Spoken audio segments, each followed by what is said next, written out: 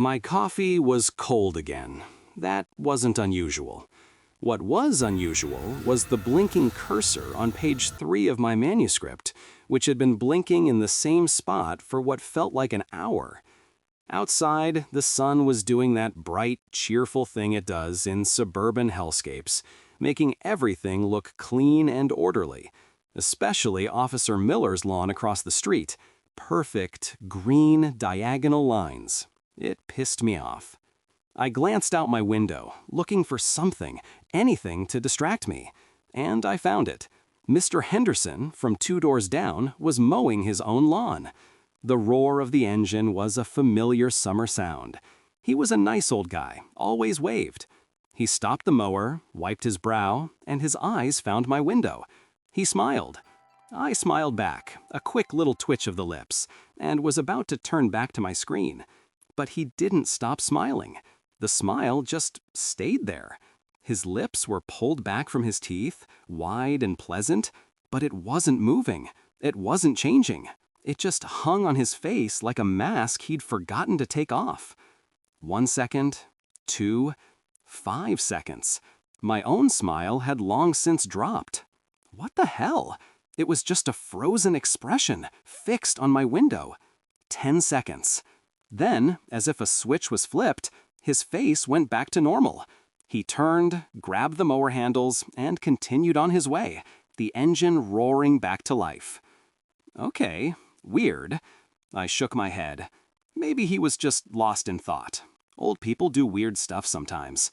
I turned back to the blinking cursor, but the image of that smile was stuck behind my eyes. Later, I went to get the mail. The cluster of mailboxes stood at the end of our driveways, mine right across from Miller's. I pulled mine open and saw the usual junk, a bill, and a letter addressed to me lying on top of Miller's stack of mail in his box. God damn it. The mailman must have screwed up. Sighing, I grabbed it and walked across the asphalt to Miller's front door. I hated talking to him. He always looked at my slightly overgrown lawn and the stack of newspapers on my porch like they were a personal insult. I knocked. He opened the door, already looking annoyed. He was in his uniform, probably just getting home. "This was in your box," I said, holding out the letter. He took it without a thank you, his eyes scanning it before glancing over my shoulder at my house. "You know, the city has ordinances about recycling bins being left out." "It's on my list, Miller." "Right," he grunted. "Oh, by the way, you dropped this." He held out my favorite fountain pen. It was a heavy, silver pen my dad had given me. I hadn't lost it. I couldn't have. It was sitting on my desk, right next to my laptop. I had seen it not 10 minutes ago. I stared at it, then at him. "Where did you find this?" "On the curb, right in front of your driveway. Almost ran it over." My hand felt cold as I took it from him. It was my pen. The little scratch near the clip was there. But it couldn't be. I never took it outside. Ever. "Thanks," I mumbled, my throat suddenly dry. I must be losing my mind. He gave me a look that said, "You and me both, lady," and shut the door. I stood there for a second on his perfectly swept porch, turning the pen over in my hand. It felt wrong. It felt cold. How did it get out here? That feeling, that little sliver of ice in my gut, stayed with me for the rest of the day. It got worse when Sarah came over. Sarah was my best friend, my anchor. She'd been on a business trip to New York for a week, and I'd missed her like a limb. We were on my couch, drinking wine, and I was finally starting to feel normal again. "So, how was the big city?" I asked.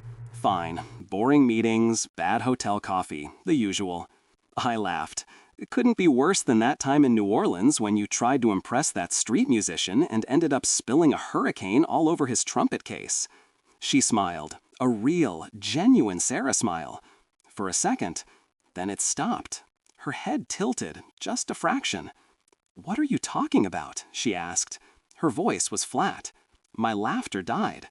"What do you mean? New Orleans, 2 years ago, for my birthday.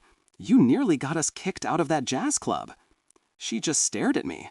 The warmth was gone from her eyes. It was like looking at a stranger.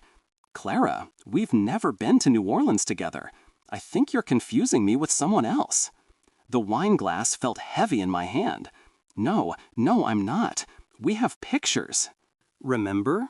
By the fountain, with those stupid hats on? I was searching her face for a flicker of recognition, a sign that this was some kind of joke. There was nothing. My heart was starting to beat too fast. That was one of my favorite memories. It was our memory. I could see it so clearly in my head. Or could I? As I tried to grab on to the details, they felt blurry, slippery.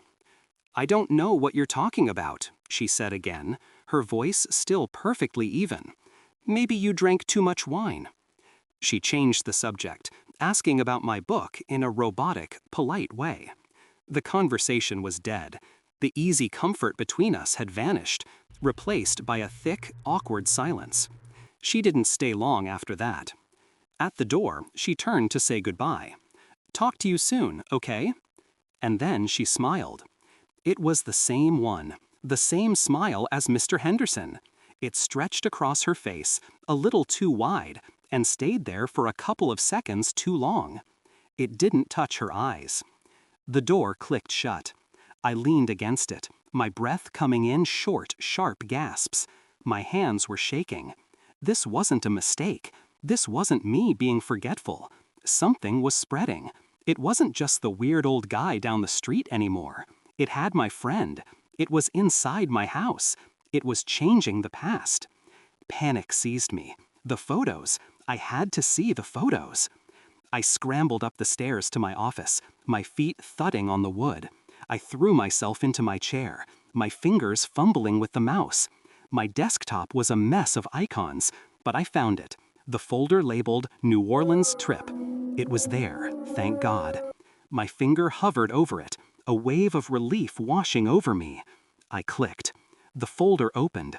Dozens of photos popped up in neat little thumbnails. Photos of streets, photos of buildings, photos of the Mississippi River, photos of food. Not a single one had a person in it. Not me, not Sarah. It was like we had never been there at all. My first thought was to call her, to scream at her, but what would I say? That she was lying? That she was wrong? The woman who left my house wasn't the Sarah I knew. Calling her felt pointless, dangerous even. My hands were still trembling as I picked up the phone. I had to know. I had to find something solid. I Googled the name of the hotel in New York where she'd stayed. After a few rings, a polite voice answered. Park Central Hotel, how may I help you? Hi, I stammered, trying to sound normal. I'm just calling to check on a guest, Sarah Jenkins. She was supposed to check out today. One moment, ma'am. There was some clicking. Yes, I see. Miss Jenkins checked out this morning. Everything is settled. Oh, good, I said, my mind racing. Just a quick, silly question. Did she complain about any noise, her room, or anything? I'm helping her with a travel expense report. It was a stupid lie, but it was all I could think of. The clerk chuckled softly. Oh no, ma'am. Miss Jenkins was the perfect guest. Very quiet. She hardly left her room at all, actually. Just stood by the window a lot, looking out at the street, for hours sometimes. A cold dread washed over me. I gripped the phone tighter. Really? Yes, a very calm woman. Always had this persistent smile on her face. I hung up without saying goodbye. I couldn't breathe. For a long time, I just sat there in the dark, the glow of the monitor lighting up my face. Hours later, I couldn't sleep. I was drawn to the window, the one overlooking the street. It was late. The only light came from the single street lamp halfway down the block, casting long shadows. And then I saw them. It was Miller, standing in his perfect driveway. He wasn't alone. Mr. Henderson was with him, and Mrs. Gable from next door. A few other figures I recognized but couldn't name were there too, clustered together under the weak orange light, a little neighborhood meeting. They weren't talking loud enough for me to hear, just murmuring shapes in the dark. Then, as if on some silent signal, they all stopped. Every single one of them, all at once, turned their heads. They looked up, their faces pale in the gloom, and stared directly at my bedroom window, directly at me. They didn't move, they didn't wave. They just stood there, a silent group of my neighbors, their collective gaze fixed on me. The seconds ticked by, stretching into an eternity. My heart hammered against my ribs, a frantic, trapped bird. Then, just as synchronously as they had turned, they all turned away.